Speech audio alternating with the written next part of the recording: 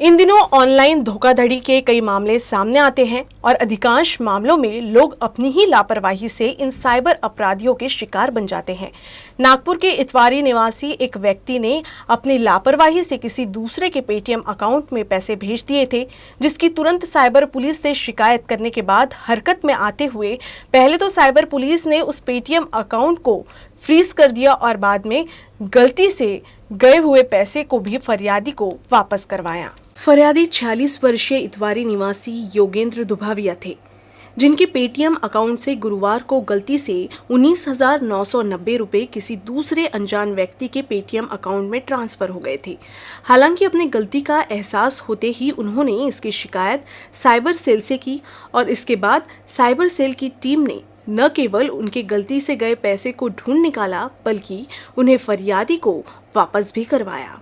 रात को 8 बजे मैं साइबर सेल में आया और यहाँ आने के बाद मुझे महेंद्र भैया से मुलाकात हुई, जिन्होंने मुझसे पूरी डिटेल और विवरण लिया। उस विवरण के आधार पर उन्होंने पेटीएम से संपर्क करके सामने वाले भैया का पेटीएम मर्चेंट खाता ब्लॉक किया और मुझे संपर्क करवाया। उनसे संपर्क करवाने के बाद आज दिनांक 11 तारीख को मुझे साइबर सेल ने सामने वाले व्यक्ति से मेरा पैसा वापस दिलवाया, जो कि एक सज्जन आदमी थे। मेरी गलती की वजह से उनको भी कष्ट हुआ।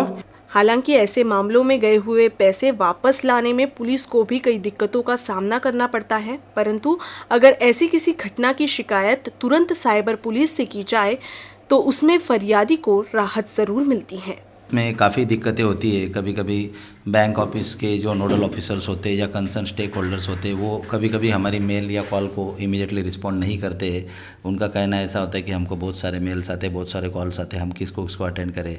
तो हम उनको बताते हैं कि अगर आपके लेट अटेंड करने से या लेट रिस्पॉन्ड करने की वजह से बीच के टाइम में अगर पैसा चला गया तो the concern people will be held responsible.